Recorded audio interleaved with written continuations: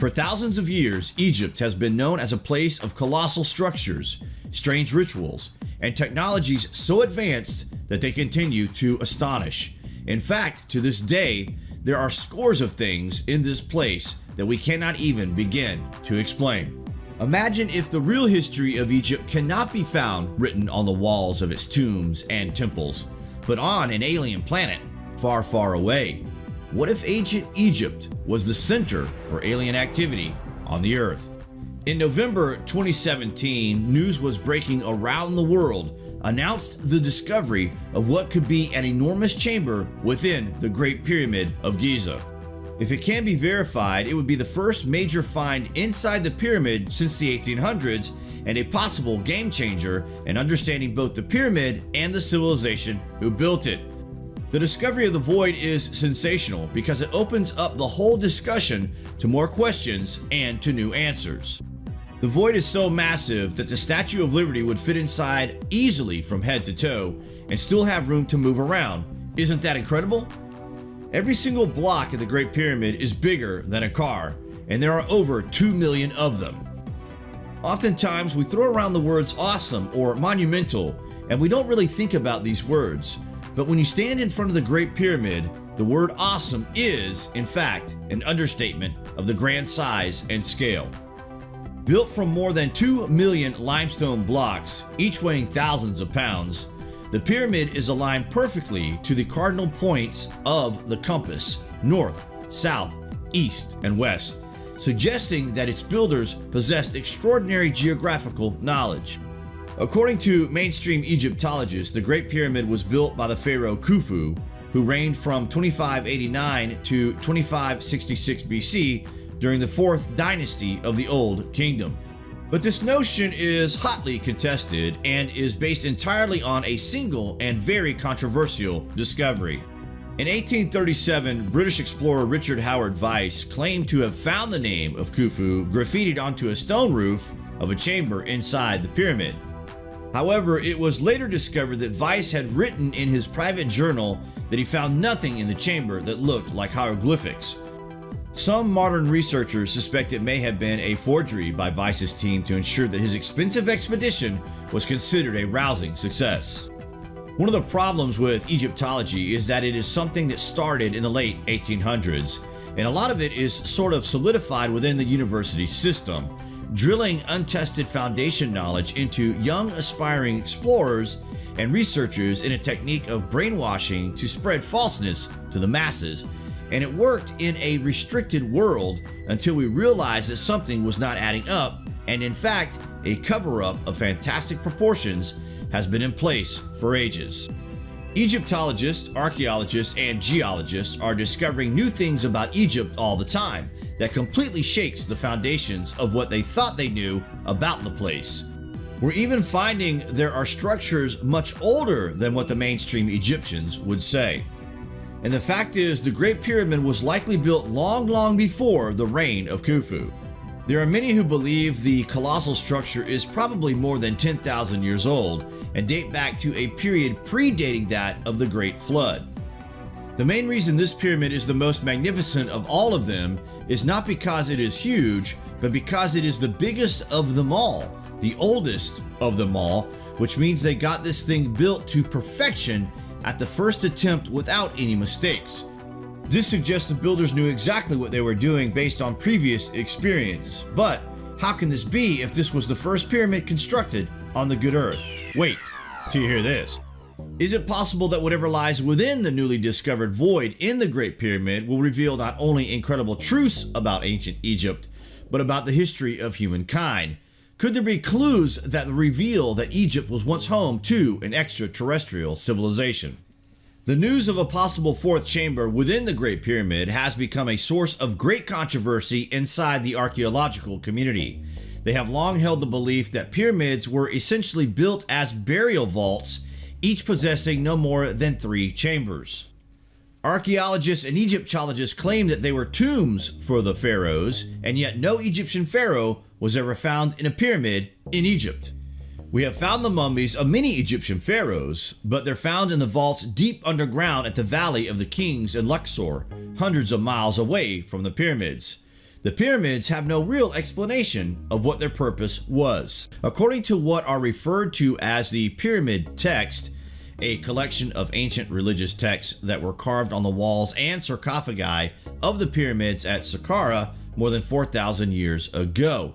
The god Osiris and his wife Isis came to Earth from the constellation of stars known as Orion's Belt, and it is from them that all human life originates. Osiris was the central god of the Egyptian belief system, and he was a god of fertility and a god of the earth, and he died and was reborn in his son Horus. So you have the cycle of death and rebirth, and this is part of the Book of the Dead. So the pharaoh, the king, would die and be resurrected. According to the story, Osiris had an iron throne that was coveted by many who sought to possess its awesome powers. One of these was Osiris's brother, Seth, who murdered Osiris in an effort to obtain the throne. Throughout ancient Egypt, in the temples, we see depictions of the gods on their thrones. These thrones are feathered because they are ascension vehicles. They are vehicles that take them to the stars and back. Could it be very possible that the throne is in the void? When we found this pyramid, there was no mummy, there were no treasures, no nothing. No hieroglyphs, nothing. What if all this that we're looking at is a decoy? Because the walls inside the Great Pyramid contain no hieroglyphs, and there is no evidence that the colossal structure was ever used as a tomb or temple, there has been increasing speculation to its original purpose. One theory held by numerous scientists and archaeoengineers is that the pyramid and others like it may have been built as one and an enormous network of power plants. Christopher Dunn's theories indicate that some of these pyramids had chemicals mixed in them. And in fact, studies of his working devices have shown that this probably would work. According to Christopher Dunn, the pyramids were actually geomechanical devices. In other words, they were attached to the earth. They were tuned to vibrate with the frequencies of the earth, and they converted the energies of the earth into electromagnetic energy. The best example of this is in the Great Pyramid. It's probably the most precise structure on the planet. According to Christopher Dunn's theory, the process of generating energy began with drawing water from the nearby Nile River to the base of the Great Pyramid.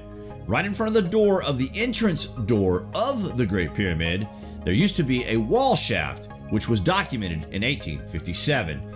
And so the water would just feed down into a moat around the Great Pyramid and then go down the entrance shaft down under the ground. The water was used in the subterranean chamber. It is a water pump. The water was used to cause a compression wave and cause the pyramid to resonate. So in the Queen's Chamber, two chemicals were introduced: hydrated zinc through the northern shaft and a dilute hydrochloric acid through the southern shaft. This vessel represents the Queen's Chamber. When you bring these two liquids together, a chemical reaction occurs, and a product of that chemical reaction is hydrogen. The hydrogen vapor then escapes through the chimney, and there you have the reaction. Adding credibility to Chris Dunn's remarkable theory is the fact that the traces of both zinc and hydrochloric acid have recently been found in the shafts leading to the so-called Queen's Chamber. But if the pyramid was really designed as a gigantic power plant, how was the power applied? Could the Great Pyramid of Giza have been designed as part of an enormous network of ancient power plants, not 4,000 years ago, but much, much earlier, and by a civilization with incredibly advanced knowledge? For centuries, the Great Sphinx had appeared only as a giant head peering out from a mound of deep desert sand. Only after years of excavation was the enormity of the structure once again revealed to the world. According to mainstream archaeologists, the Sphinx dates back to approximately 2500 BC during the reign of the pharaoh Khafra. But in recent years, that information has been challenged by new research, which suggests that the Sphinx could be much, much older and probably more than 10,000 years old. Carved in rock and located between the paws of the Sphinx is an ancient inscription known as the Dream Stela. The Stela writing tells us about a time when the gods still mingled with human beings. The ancient Egyptians were very clear in this. Another part of the inscription in which the Sphinx tells Thutmose that once dug out from the sand, the earth and everything illuminated by the flashing eye of the Lord of all would be his. Now, the amazing thing about this is that we are learning of what's called the flashing eye of the Lord. What is the flashing eye of the Lord? This sounds like some kind of technology that is in communication with the Sphinx, or perhaps challenged by the Sphinx, that could ensure the prosperity of Thutmose IV. The Sphinx is credited with ensuring the prosperity of Thutmose's dynastic family that would later include the pharaoh Akhenaten. During his reign, Akhenaten decreed that Egypt would no longer worship a number of gods, but just the one god Aten, who was depicted as a golden disc in the sky. Akhenaten was said to become enthralled with the sun disk and this eye of the Lord. Is it possible that the eye of the Lord and the Aten disk are one and the same, and that they are, in fact, some kind of UFO spaceship that's hovering over Egypt as an eye in the sky and is guiding Egyptian civilization? There's literally no technology out there, not even carbon dating, that can actually tell us how old exactly the Sphinx is. Mainstream Egyptology and mainstream archaeology claim that the Sphinx was sculpted the same time the second pyramid was, but this is all guesswork. All the knowledge we have is still a guess. We're off by tens of thousands of years. A couple of Egyptologists in the early 20th century saw that there were weathering patterns on the Sphinx that seemed not to fit the weathering patterns of other structures of the Giza Plateau. This means there is incredible discrepancies between what we see on the Sphinx and other structures on the Giza Plateau. If the Sphinx was built in 2500 BC, there would not be the amount of water erosion on the Sphinx that we can see. So either the climate of Egypt was drastically different than what we think of it in 2500 BC, or the Sphinx is at least 10,000 or 12,000 years old. The head of the Sphinx seems to be a bit too small for the actual body, and so it has been speculated that the head of the Sphinx was actually something else originally, and then was recarved to be the head that it is today. Some archaeologists do think the original head of the Sphinx was the jackal head of Anubis, one of the most ancient of the Egyptian gods, dating back to the time of Isis and Osiris. But if this is true, why was the colossal statue changed, and when? Perhaps the answer lies, like most of Egypt's secrets, buried deep beneath the desert sands in an area located approximately 300 feet north of the Sphinx. Relatively unexplored, it is an area where some archaeologists and researchers believe lies yet another Sphinx, still deeply buried, and still bearing the head of the god Anubis. If the ancient Egyptians didn't build the Sphinx, who did and why? Could it have been used by a civilization far advanced from the one later depicted on the walls of Egypt's tombs and temples, a civilization whose origins were, as numerous ancient Egyptian texts suggest, not of this world? Edgar Cayce had a profound vision while in a self-induced trance. He sees himself as a high priest in ancient Egypt, a priest who was directly associated with the building of the Sphinx. According to Cayce's vision, this occurred not in 2500 BC, but 8,000 years earlier. One of the greatest sources for information on the older civilization of Egypt is Edgar Cayce. He is known as the Sleeping Prophet, an American psychic of great repute and note.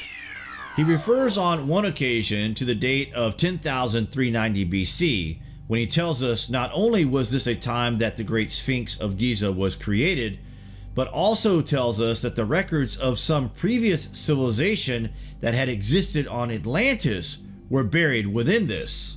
According to the great philosopher Plato, who wrote about it in the 4th century BC, Atlantis was an island in the Atlantic that was home to a highly advanced civilization, but was wiped out by a great flood. In his vision, Edgar Cayce believed he saw under the right paw of the Sphinx a chamber that holds a hall of records from the lost civilization of Atlantis. He said there was a repository of high-tech devices and machines that had been left there for thousands of years for people to discover during our time period on Earth, our civilization, that we would discover these ancient high-tech artifacts in chambers beneath the Sphinx.